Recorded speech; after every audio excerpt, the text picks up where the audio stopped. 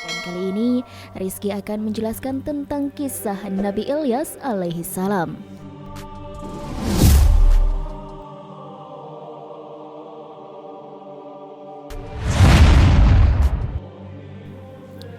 Nabi Ilyas adalah seorang nabi yang disebutkan di dalam Al-Quran dan jarang sekali orang-orang membahas tentang kisahnya. Menurut sebuah riwayat, kalau Nabi Ilyas ini memiliki postur badan 5 kali lebih tinggi dari Nabi Adam alaihissalam.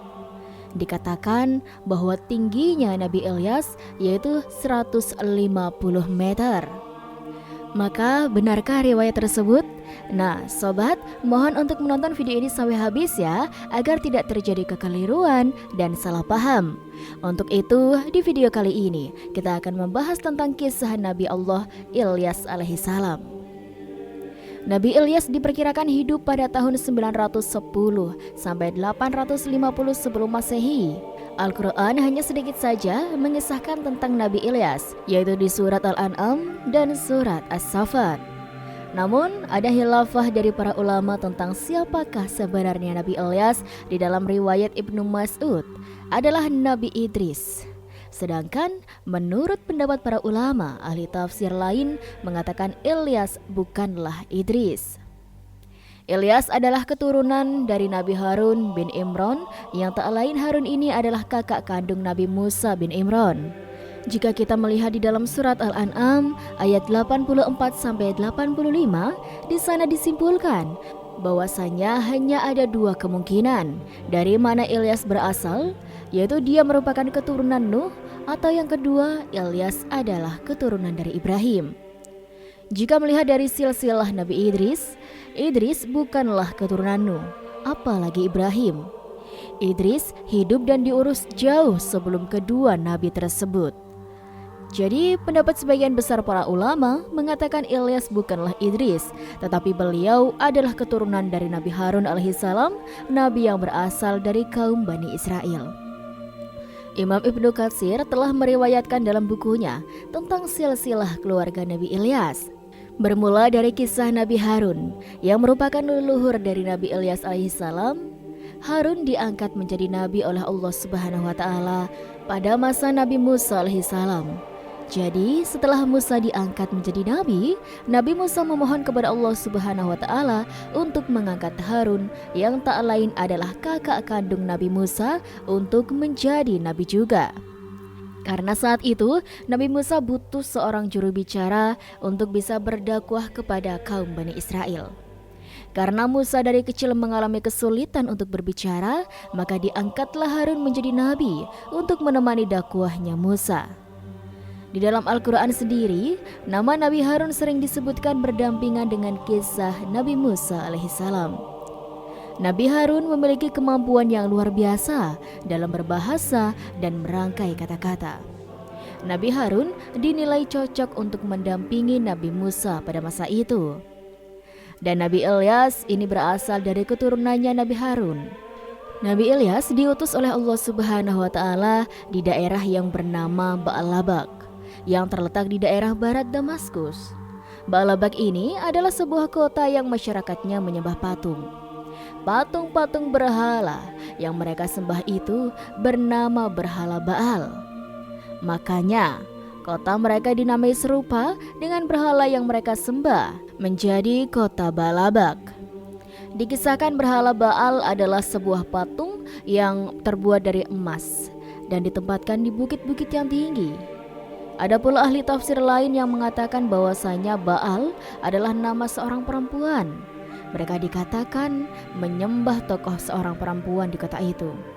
Tapi pendapat yang lebih kuat adalah bahwasanya Baal adalah nama patung berhala yang disembah oleh kaum Nabi Ilyas.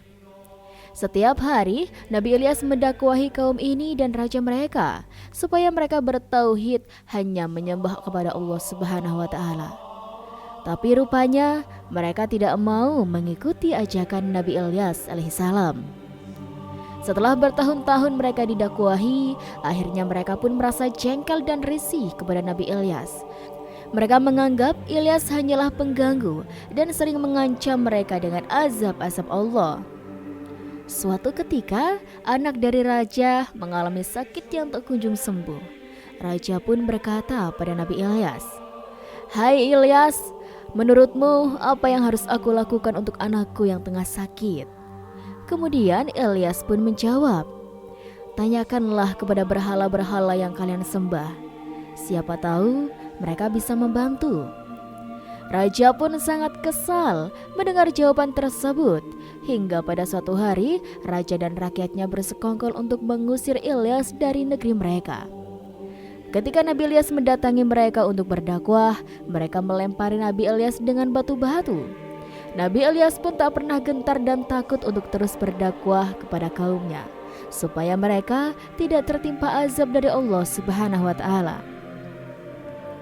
Akhirnya, pada suatu hari, ketakutan Nabi Ilyas pun muncul karena diketahui bahwasanya ada kabar kalau masyarakat di negeri itu mau membunuh Nabi Ilyas.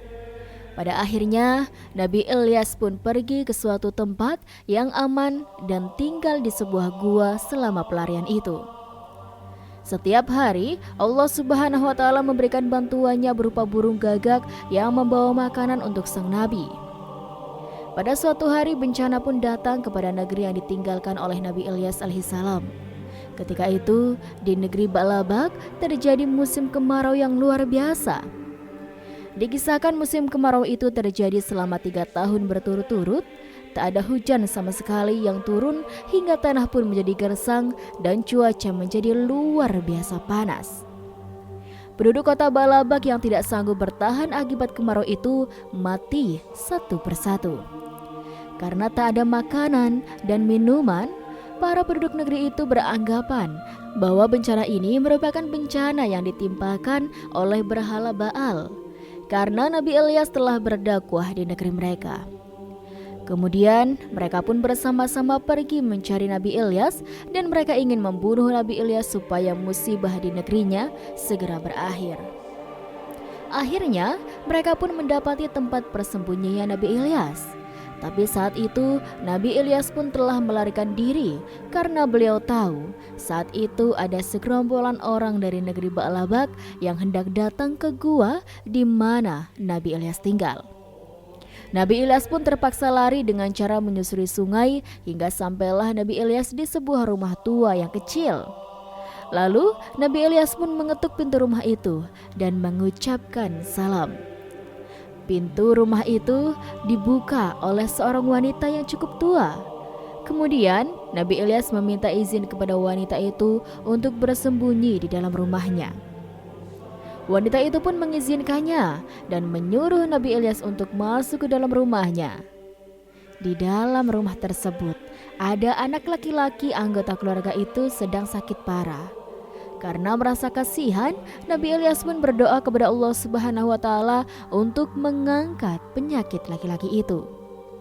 Tak beberapa lama, atas izin dari Allah Subhanahu wa Ta'ala, anak itu pun sembuh dari sakitnya.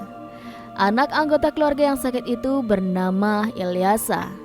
Setelah Ilyasa ini sembuh dari sakitnya, hari-harinya diisi dengan belajar bersama dengan Nabi Ilyas.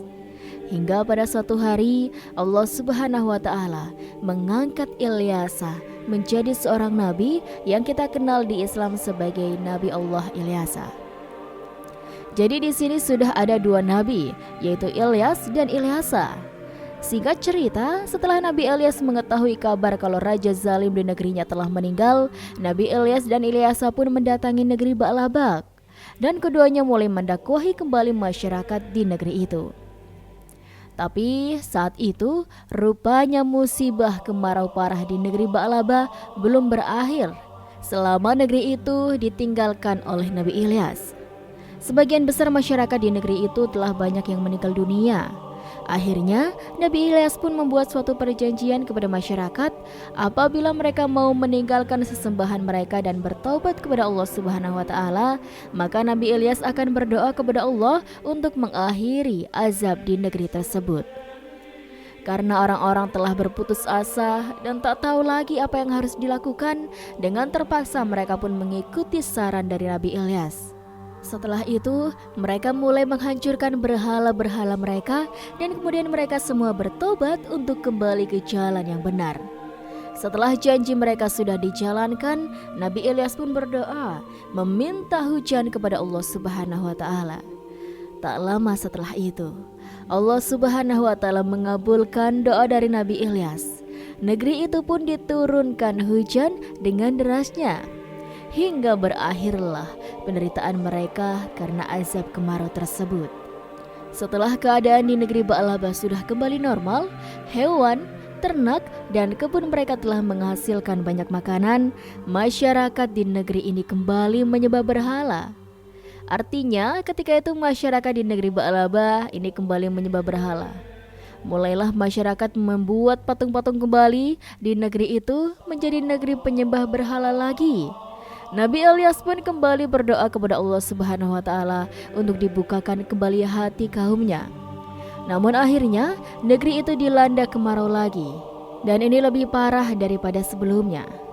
Nabi Ilyas pun pergi meninggalkan kaumnya yang durhaka itu. Nah, menurut suatu riwayat, tak lama setelah Nabi Ilyas pergi, beliau pun wafat dengan cara diangkat oleh Allah ke langit. Hadis tentang wafatnya Nabi Ilyas disebutkan oleh Wahab bin Munabih yang menyatakan bahwa saat itu Ilyas berdoa kepada Allah untuk mencabut nyawanya karena kaumnya telah ingkar dan mendurhakainya. Kemudian datanglah seekor binatang yang warnanya merah seperti api.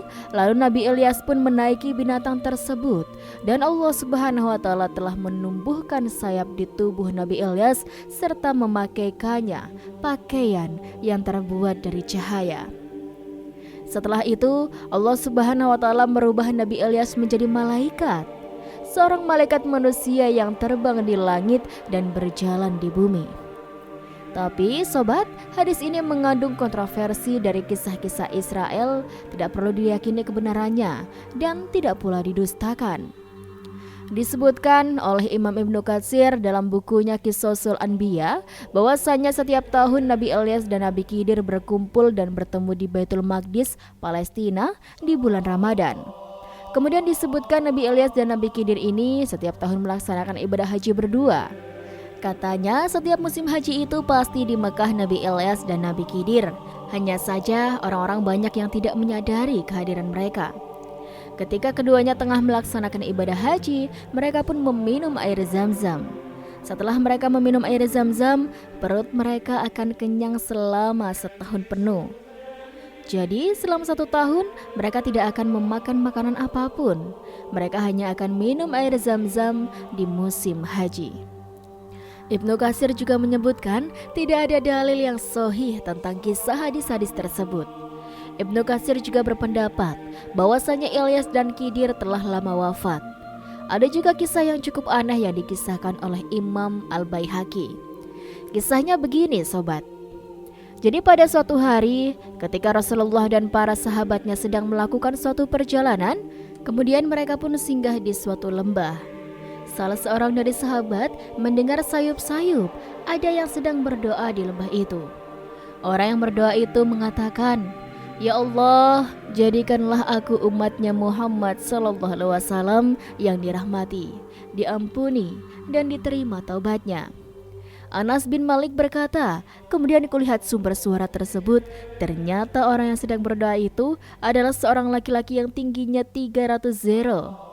300 zero ini kira-kira sekitar 150 meter. Wow, tinggi sekali ya sobat, benar-benar di luar nalar ya. Orang ini malah jauh lebih tinggi dari Nabi Adam alaihissalam yang tingginya hanya 30 meter. Kemudian orang yang tinggi besar itu berkata pada Anas, "Hai, siapakah engkau?" Anas pun menjawab, "Aku adalah Anas bin Malik, pembantu Rasulullah SAW." Orang tinggi besar itu berkata, "Lalu di manakah sekarang Nabi Muhammad SAW?" Anas kembali menjawab sambil menunjuk ke suatu tempat. "Di sebelah sana, beliau sedang mendengarkan pembicaraanmu." Orang itu berkata, "Wahai Anas, pergilah engkau kepada Muhammad SAW dan sampaikan kepada beliau, saudaranya Ilyas mengirim salam kepadanya." Anas pun kemudian mendatangi Nabi SAW dan menyampaikan pesan dari orang tinggi besar tadi, yang ternyata orang itu adalah Nabi Ilyas alaihissalam. Maka Rasulullah SAW bangkit dari duduknya dan pergi menemui Ilyas. Setelah keduanya bertemu, mereka pun berpelukan. Diteruskan dengan mengobrol. Setelah itu, Nabi Ilyas yang tingginya 150 meter itu berkata, "Ya Rasulullah, aku tidak pernah makan kecuali hanya sekali dalam 1 tahun. Dan inilah hari di mana aku harus makan. Bagaimana kalau sekarang kita makan bersama wahai Rasulullah?" Kata Anas, tiba-tiba turun makanan dari langit. Kemudian Nabi Ilyas dan Rasulullah SAW pun makan berdua. Selepas makan, kami pun sholat asar berjamaah. Kemudian kami pun pergi melanjutkan perjalanan dan meninggalkan Nabi Ilyas di tempat itu. Kata Imam Baihaqi yang meriwayatkan hadis ini adalah hadis yang sangat parah. Kisah ini juga diriwayatkan di dalam kitab Al-Mustadrak karya Imam Al-Hakim dan Imam Ibnu Katsir yang menyatakan kisah tentang Ilyas yang tinggi besar itu adalah hadis yang palsu karena menyelisihi hadis-hadis yang sahih. Dari banyak sisi, Imam Ibnu Katsir juga memberi contoh dalam hadis sahih Rasulullah SAW pernah bersabda, "Sesungguhnya Allah menciptakan Adam yang tingginya 60 hasta. Kemudian setelah generasi setelah Adam, tinggi manusia akan semakin tambah pendek." Artinya, tidak ada manusia yang diciptakan oleh Allah Subhanahu wa taala lebih tinggi dari Nabi Adam. Sementara di kisah tadi, Nabi Ilyas tingginya 150 meter, 5 kali lipat lebih tinggi daripada Nabi Adam alaihissalam. Kemudian Imam Ibnu Katsir juga menyatakan di kisah hadis itu Rasulullah SAW yang berdiri kemudian mendatangi Ilyas itu sesuatu yang tidak benar. Harusnya Ilyaslah yang harus mendatangi Rasulullah SAW. Karena itulah adabnya. Dan karena Rasulullah SAW adalah nabi di antara nabi yang paling mulia. Maka dari itu Imam Ibnu Katsir dengan tegas menyatakan kalau riwayat hadis itu palsu. Wallahu alam bishawab. Itulah kisah yang bisa Rizky sampaikan. Semoga dari kisah ini bermanfaat dan bisa menjadikan pembelajaran bagi kita semuanya. Terima kasih sobat buat teman-teman semuanya yang sudah nonton. Nantikan video-video selanjutnya dari Rizky Nur Hidayah. Sekian dari Rizky. Wassalamualaikum warahmatullahi wabarakatuh.